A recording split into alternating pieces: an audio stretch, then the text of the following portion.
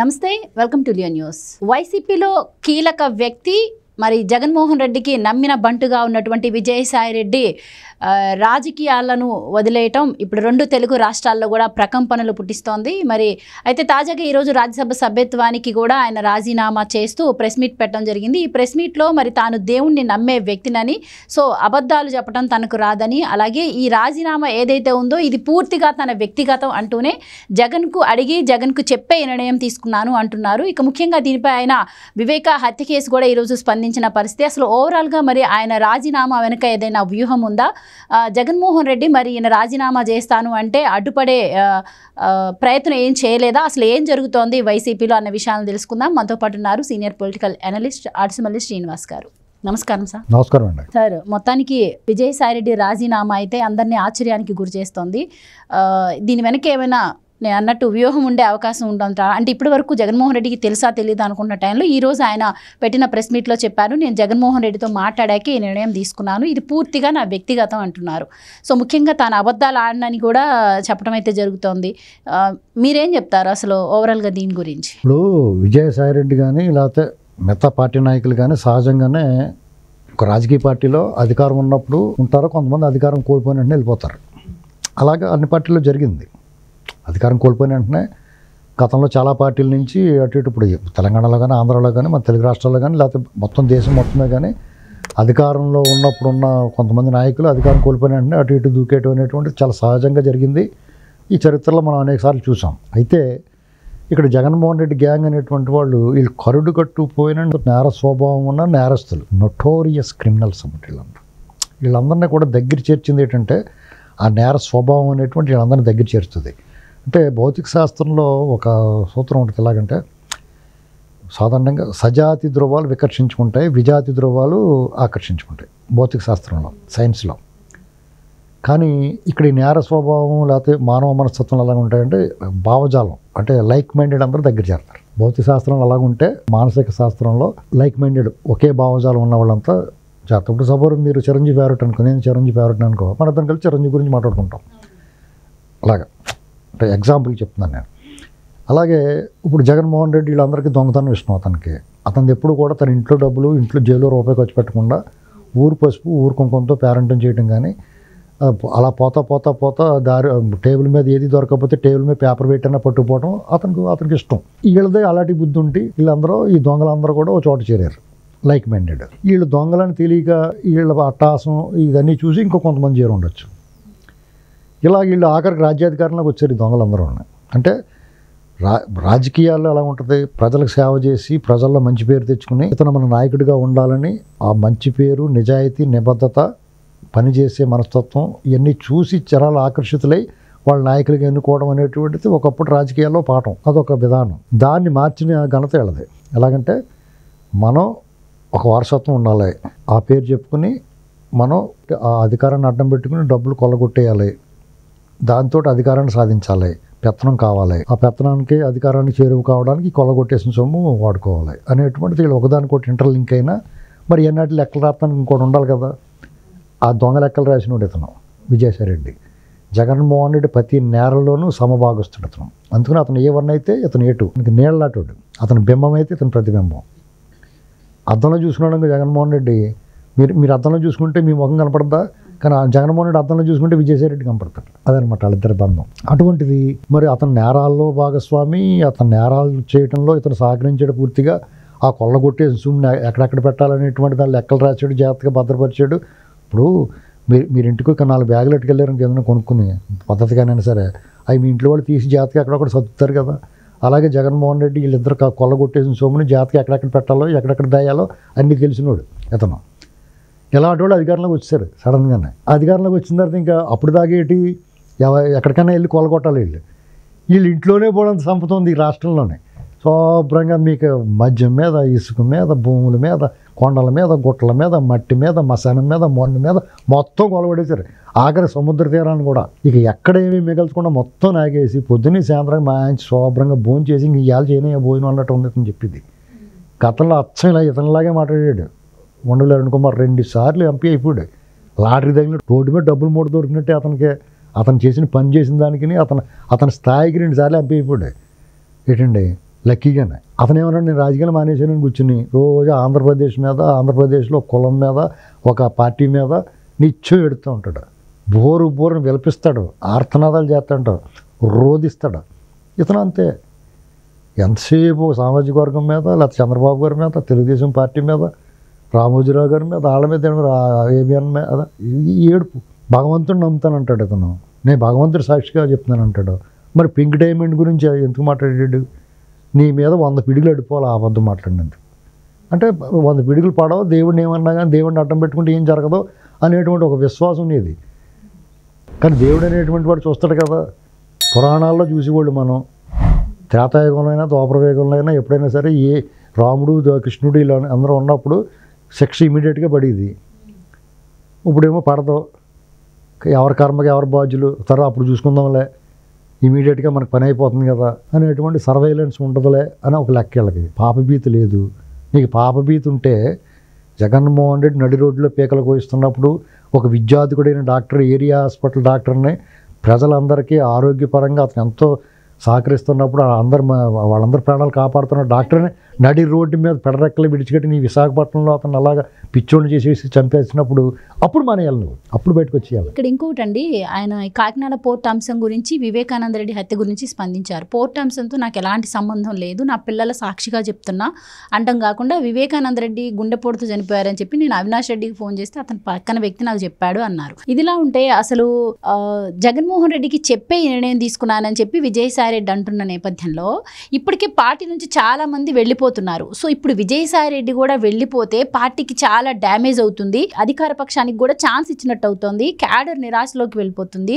ఇవన్నీ తెలిసి కూడా మరి విజయసాయి రెడ్డి రాజీనామాకు జగన్మోహన్ రెడ్డి ఓకే అన్నారు అంటే ఇక్కడ చాలా ఆలోచించదగ్గ పరిణామాలు చాలా ఉండే అవకాశం ఉందని చెప్పి అందరూ అనుకుంటున్నారు. మీరు అంత పిచ్చోళ్ళు అండి. జగన్మోహన్ రెడ్డి పార్టీ, జగన్మోహన్ రెడ్డి ఇంకా ఆంధ్రప్రదేశ్లో రాజకీయాలు చేస్తాడు అనుకున్నారు మీరు?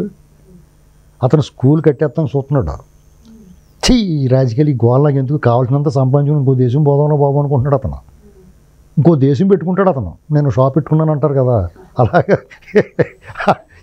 ఇంకో దేశం పోయి అక్కడ కొనేసుకుంటాడా, ఒక ద్వీపం ఏదో కొనేసుకుంటారు. వీళ్ళు తక్కువ డబ్బులు కొల్లగొట్టేశారండి. మీరు అందరూ ఏమనుకుంటున్నారు? పిచ్చోళ్ళు మీరు అంతానే. 1,00,000 కోట్లు అన్నాడు చంద్రబాబు గారు. అది ఇవాళ 10 లక్షల కోట్లు అయిపోయింది. అప్పుడు కొట్టేసిన 1,00,000 కోట్లుని ఈ 10-15 ఏళ్లలోనూ. అది కాకుండా ఈ 5 ఏళ్లలోనూ అప్పులు 11 లక్షల కోట్లు తెచ్చి అప్పుడు ఉన్న 2 లక్షల కోట్లు కాకుండా 9 లక్షల కోట్లు, 2,80,000 కోట్లు జనాలకి బటన్ నొక్కేయడం మిగతా డబ్బేది. ఒక్క రోడ్డు వేయలేదు, ఒక ఇటుకబెట్ట పెట్టదు, ఒక తట్టడం బట్టే లేదు. ఆ డబ్బు అంతా అందంగా జాగ్రత్తగా పేర్చి ఈ లెక్కలు రాసేయడం అంతా ఎక్కడికెక్కడికి వెళ్ళాలో ఏం చేయాలో అంతా చేసి కంటైనర్ల నిండా పేర్చి ఇంత ఖాళీ కూడా లేకుండా జాగ్రత్తగానే ఆ కంటైనర్లన్నీ కాకినాడ పోర్టో లేకపోతే ఇంకో పోర్ట్ నుంచో విదేశాలు తరలించేశారు. ఇందులో నో డౌట్. అది కాకుండా వీళ్ళు ఎలక్షన్ కోసం అని చెప్పేసి మొన్న మధ్యన అంతర్జాతీయ సముద్ర జలాల్లో పెద్ద పాడైపోయిన షిప్ కూడా కొనుక్కొని అక్కడ పెడతారు. అక్కడ పెట్టి అందులో పెట్టుకుంటారు. ఇప్పుడు మీరు డబ్బులు కావాలంటే మీరు ఏం చేస్తారు? టపాల్మని పేటీఎం కొడతారు. అది లేదనుకో మీరు ఏటీఎం కార్డుకి వెళ్ళి క్యాష్ కావాలంటే ఏం చేస్తారు? ఏటీఎం కార్డు తెచ్చుకుంటారు కదా. అలాగే వీళ్ళు చిన్న బోట్ వేసుకెళ్ళి తెచ్చుకుంటారు డబ్బులు అక్కడికి అందులోంచి. ఇది నిజం. ఈ వైపుగా ఎవడో దీన్ని పట్టించుకోరు. ఏది పట్టించుకోరు అంటే వీళ్ళు ఎవరెవరికి అక్కడ అంత మేపాలంతా మేపేస్తారు. ఎవరికి ఏం పాడేలా పడేస్తారు. ఎందుకంటే వీళ్ళు సొమ్ము కాదు కదా, వాళ్ళు బాబు సొమ్ము కాదు కదా, ఇదంతా కొల్లగొట్టి వచ్చిందే కదా, జగదేగా పాడేస్తారు. దానికోసం కూర్చుంటారు కొంతమంది పైన కింద అన్ని చోట్ల. వ్యవస్థలన్నిటిని శోభ్రంగా ఈ దేశంలో డబ్బుతోటి పని కానిది ఏమీ లేదండి. ఎందుకంటే అలాంటి సర్వభ్రష్టత్వం అయిపోయి ఈ వ్యవస్థలన్నిటిని చేస్తారు. అలాగా నిజాయితీగా ఉన్నవాడిని కూడా ప్రలోభపెడతారు వీళ్ళు. ఎందుకంటే అతను కూడా మానసికంగా అశాంతి కలుగుతుంది. ఎందుకంటే పక్కన ఉన్నవాడు లంచాల మరిగి వాడు మంచి సౌకర్యవంతమైన జీవితం గడుపుతున్నప్పుడు నిజాయితీగా ఉండాలనుకున్నవాడు ఎలా ఉండగలుగుతాడు? ఒక మహాప్రతిభత ఉంటుంది. పక్కన ఒక వేసి ఇష్టం రోజుకొకటితో తిరుగుతుంటే ఈ అమ్మాయి కూడా మెదిలిపోద్ది కదా. అంతే ఎవడన్నానే. వీళ్ళు అలా మొత్తం సమాజాన్ని పాడు చేస్తారు. వీళ్ళు ఒక రకంగా వీళ్ళు ఈ దేశం నుంచి పోతారంటే వెళ్ళిపోతారు బాబు అన్నారు. మీరు దొబ్బేసిన డబ్బు ఇక్కడ కట్టేసి పోంటారు అని చెప్పాలి.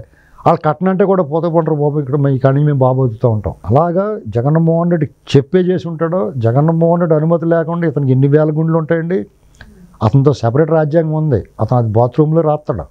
ఎందుకంటే వీళ్ళందరికీ టికెట్ రిజర్వేషన్ లేకుండా ఎవరిని ఎక్కడికి పంపించాలన్నా బాత్రూమ్ నుంచి పంపిస్తారు వాళ్ళు. మీకు వాళ్ళ రాజ్యాంగాలు ఎలా ఉంటుందంటే, వాళ్ళ స్క్రిప్ట్ ఎలా ఉంటుందంటే, బాత్రూంలో కమోడ్ దాని అంతటిదే బయటకు వచ్చి వీటి తల పగలు కొట్టి మళ్ళీ అక్కడికి వెళ్ళిపోయి ఉన్నదని చెప్తారు. వాళ్ళు టీవీలో చెప్తారు, వాళ్ళు రాస్తారు. ఈ జనం అవును కమోడ్ ఎలాగొచ్చింది, కమోడ్ ఎలా కదులుతుందని ఆలోచన ఉండదు. వాళ్ళు అదే వంత పడతారు, కమ్మోటే బయటకు వచ్చి కొట్టేసి మళ్ళీ వెళ్ళిపోయి అక్కడ ఉన్నదంటారు. లేకపోతే ఆయన అలా ముక్కముక్కల కింద నరికేసి గుండెపోటు అని చెప్పాడు, నేను అడిగితే వాళ్ళు అలా చెప్పారు అంటున్నాడు. మరి వెంటనే అడగాలిగా, బుద్ధి లేదటరా మీకు, మరి గుండెపోటు అని అలా చెప్పారు మీకు అని అయ్యాల బయటకు వచ్చేసి ఇది గుండెపోటు కాదు గొడ్డల పోటు, మా వాడిని అన్యాయంగా చంపేశారు మా రాజశేఖర రెడ్డి గారు తమ్ముడిని అని నువ్వు మాట్లాడాలి కదా వాళ్ళ. అంటే మీరందరూ ముఠా ఈ సభ్యులే కదా వీళ్ళందరూ ఉన్నాయి. పింక్ డైమండ్ గురించి ఏం మాట్లాడు, చంద్రబాబు గారు నిన్న కాకమని నువ్వేమన్నావు అంటే నువ్వు బతుకుంటే నేను జైలు శిక్ష చేస్తాం మా అధికారులు అవుతా, సిగ్గులేదా నీకు మళ్ళీ అధికారులు చంద్రబాబు గారిని మాట్లాడడానికి. చంద్రబాబు గారు మీ గురించి ఎందుకు మాట్లాడంటే తుచ్చులైన వాళ్ళు మీరు, నీచమానవులు మీరు, అధమాతి అధమ స్థానంలో ఉన్నారు. అధముల గురించి ఆయన ఉత్తముడు అధముల గురించి మాట్లాడ్డాం, అంతకు మీ గురించి మాట్లాడ్డాం. ఆయన దురదృష్టం ఏంటంటే మీలాంటి రాజకీయ నాయకులు ఆయన ప్రత్యర్థులుగా ఉన్నారు. ఆయన ఏనాడో చేసుకున్న పాపం మీలాంటి వాళ్ళు ప్రత్యర్థులు ఆయనకి. కయ్యానికైనా సమబుద్ధి కావాలని కోరుకుంటాడు ఎవరన్నా, విజయమో వీర స్వర్గమో వీర మరణం పొందాలని కోరుకుంటాడు వీరుడు. కానీ మీలాంటి తుచ్చుల చేతులు యుద్ధం చేయాలని కోరుకోడు. అందుకనే భీష్మాచార్యుడు లాంటి వాడు సెకండ్తో యుద్ధం చేయనంటాడు. కానీ ఆయన కర్మకి, ఆయన ప్రజల పట్ల ఉన్న ఆపేక్షకి, ప్రజల పట్ల ఉన్న ప్రజలకు మేలు చేయాలన్న కోరిక వల్ల చచ్చినట్టు మీతో యుద్ధం చేయాల్సి వస్తుంది. మీరు నోటికి వచ్చినట్టు మాట్లాడతారు, సిగ్గు లేకుండా వాపసు తీసుకుంటారు, పచ్చి అబద్ధాలు మాట్లాడతారు, మేము నిజమే మాట్లాడుతున్నామని నాకు చెప్తారు. జగన్మోహన్ రెడ్డి అంటున్నాడు మొన్న, నేను ఒక అబద్ధం ఆడుంటే బాగుండేది అంటున్నారు అన్నాడు. అంటే నువ్వు మాట్లాడి అన్ని అబద్ధాలే, ఒక్క నిజం చెప్పిన ఇతనేమంటాడు, నేను అన్ని నిజాలే చెప్తాను అన్నాడు. అయితే మీరు ఈ నిజం చెప్పండి అన్నాడు ఎవడో విలేకరు, ఆంధ్రజ్యోతి కృష్ణ అని అడిగాడు. అయితే ఈ నిజం చెప్పండి మీరు గుండెపోటని ఎందుకు అన్నారు అన్నాడు. ఇలాగా చరిత్రది, మీరు చేసిన పాపాలన్నీ చరిత్రలో లిఖితమైపోయిన ఒక బ్లాక్ పేజెస్ అవన్నీ.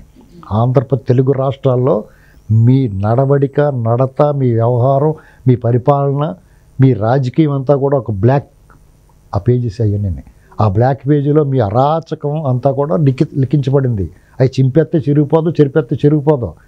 మీరు చేయాల్సింది ఏంటంటే, నిజంగా నీకు ఈ రాజకీయాల మీద యావగింపు వెగటు పుట్టుంటే, జగన్మోహన్ రెడ్డి సాంగత్యం వద్దనుకుంటే, దుష్టజన సాంగత్యం ఇంక వద్దు, నేను కందమూలాలు తింటాను, అడవులకు వెళ్ళిపోతాను, తపస్సు చేసుకుంటాను అని పూర్వం రోజులు.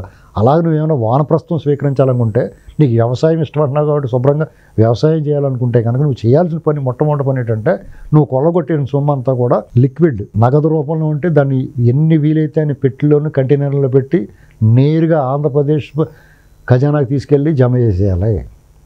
నువ్వు కొల్లగొట్టేసిన, ఆక్రమించుకున్న, దుబ్బేసిన భూములన్నీ కూడా ప్రభుత్వానికి దఖలు చేసేయాలి. నువ్వు కట్టుబట్టలతో ఒక 6 జతల బట్టలు సూట్ కేసు నిండా నీకు కావాల్సిన సామాన్లు, బ్రష్, పేస్ట్ ఇలాంటివన్నీ పెట్టుకుని, నేను ఇక్కడ ఇంకో దేశం పోవాల్సిన అవసరం లేదు, నాకు ఇక్కడ మారేడు మిల్లులోనే ఎక్కడో ఒక 4 ఎకరాల భూమి ఉండే, అక్కడ దుంపలు గెంపలు పండించుకుని అయ్యే తింటాను నేనని చెప్పాలి. ఇవన్నీ మానేసి నేను విదేశాలకు పర్మిషన్ ఇవ్వండి, నువ్వు విదేశాలకు నీకు పనేట అన్నీ మానేసినోడు, నువ్వు గడ్డం కొంచెం ఎక్కువ పెంచుకుని నువ్వు సడన్గా మళ్ళీ స్వామి కింద అవతారం ఎత్తే కూడా నమ్ముతారు మా జనం పిచ్చోళ్ళు. అక్కడ స్వరూపానంద స్వామిని ఎత్తడి తపేళ, పాల తపేళ మోకం వేసుకుని ఉన్నా కానీ ఆయన నమ్మట్లేదు, నిన్ను నమ్ముతారు. తెల్లగా కనపడి బొట్టెట్టుకుని వచ్చేస్తే నువ్వు దేవుడు అనుకుంటారు. వీళ్ళు ఎప్పుడు మోసపోతూనే ఉంటారు.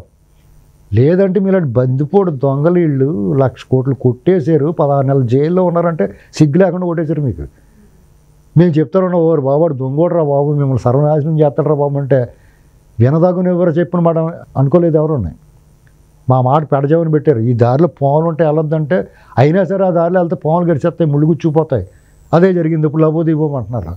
ఇప్పుడు మళ్ళీ మీరు కొత్త అవతారం ఇస్తున్నారు. మేము రాజకీయాలు మానేసాం, మీ దేవుడి ప్రమాణకంగా, మా బిడ్డల సాక్షిగా. 7-8 ఏళ్ళ నుంచి నీ విశ్వరూపం చూశారు అందరూ. నువ్వు వ్యక్తిగా 7 వెళ్ళిన తర్వాత కూడా నీ వికృత చేష్టలో స్త్రీ వ్యామోహం ఇవన్నీ కళ్ళ ముందు కనిపిస్తూ ఉన్నాయి. అసలు నీ అదృష్టం చూసి చాలామంది ఈర్ష్యపడిపోయారు కూడా. ఓరు ఎమ్మ భలే కత్తిలట్లు తగిలేరు బాబు ఇక్కడికి అనుకునేవారు. ఇవన్నీ నువ్వు చెరిపేయగలవా నువ్వు? అసలు ఇది నువ్వేమనుకుంటున్నావు? సడన్గా పూర్వం రాజులన్నీ వదిలేసి నువ్వు కమండలం పట్టుకెళ్ళిపోవాలా. ఒక మరచెంబు కమండలం పట్టుకుని ఒక జత బట్టలు, చేతి సంచులో సూట్ కేసు కూడా కాదు, ఓ చేతి సంచులో 2 జతలు బట్టలు పట్టుకుని పోయి మొత్తం అన్నీ వదిలేసి ప్రభుత్వాన్ని జమ చేస్తే నీ పాపంలో ప్రక్షాళన కొంత మొదలైంది అనుకుంటావు. నీలో పశ్చాత్తాపం వచ్చింది, పరివర్తన వచ్చింది, మార్పు వచ్చిందని అనుకుంటాం. అంతేగాని జగన్మోహన్ రెడ్డి స్కెచ్ అనుకుంటున్నాం ఇవాళ. ఇంకా మిమ్మల్ని నమ్మాడంటే ఎవడన్నానే, పైకి మీరు పోతే మోడీ గారిని, అమిత్ షా నాకు చాలా సహకరించారు అంటున్నాడు. అది ఎంత పెద్ద మాట అనుకుంటున్నారు? అంటే మీరు చేసిన అరాచకాలు అన్నిటినీ సహకరించారు అనుకోవాలా? మీరు ఏం మంచి పని ఒకటి కూడా చేయలేదు. మీరు అన్ని దుర్మార్గాలు చేశారు, అరాచకం చేశారు, ప్రజా వ్యతిరేక నిర్ణయాలు తీసుకున్నారు. అమరావతిని ఒక రైతులు సొంత భూములు రాష్ట్ర ప్రతిష్ఠ కోసం, ఆత్మగౌరవం కోసం ఈ రాష్ట్రానికి రాజధాని కోసం భూములు ఇస్తే వాళ్ళు వేధించారు, వెంటాడారు, వాళ్ళ శోకానికి గురి చేశారు మీరు. వాళ్ళ శోకం మీ శాపమే అంటాడింది. అటువంటి పరిస్థితి ఎన్నాటికి మీరు సహకరించారంటే ఎవరు సహకరించినట్టు నువ్వు చెప్పిన దాని ప్రకారం? చంద్రబాబు నాయుడు గారు మీ బంధువు అంటావు. ఏ రకంగా బంధువు మీకు? పవన్ కళ్యాణ్ గారు నీ మహా స్నేహితుడా? మరి ఆయన ఎందుకు 4 పెళ్ళిళ్ళని నీ మొండమోహం కూడా అంటుంటే నువ్వు ఎందుకు ఊరుకున్నావు? ఆ రోజు నువ్వు బయటకు వచ్చి చెప్పుంటే నీ మాటలు విలువ ఉండేది. ఇవాళ వచ్చి నీతి గౌరవ చెప్తే ప్రెస్ మీట్ పెట్టి నేను చాలా పద్ధతి అయిన వాడిని, నేను చాలా మంచి వాడిని, టక్ చూడండి ఎంత నీట్గా చేసుకున్నాను, ఇలాంటివి అంటే నమ్మటానికి ఏమైనా పిచ్చోళ్ళు అనుకున్నారా? నీ తోలు తీసి ఎండేస్తారు. ఈ విషయంలో నీకు సరైన శిక్ష పడకపోతే, నీకు కానీ నీ గ్యాంగ్ కానీ సరైన శిక్ష పడకపోతే ఖచ్చితంగా ప్రజలను ప్రేరేపిస్తాం మేము. మీరు ఎక్కడ కనపడితే అక్కడ కొట్టమని చెప్తాం ఖచ్చితంగా. ఎందుకంటే ఈ చట్టం న్యాయం విఫలమైనప్పుడు, వ్యవస్థలు నిర్వీర్యమైనప్పుడు ఏం చేయాలి? న్యాయం జరగాలంటే ఏం చేయాలి? ఆ వైపుగా ప్రజలను ఆలోచించమని చెప్తాం. Right sir, thank you so much అండి. నమస్కారం అండి. Please subscribe to Leo news for more videos.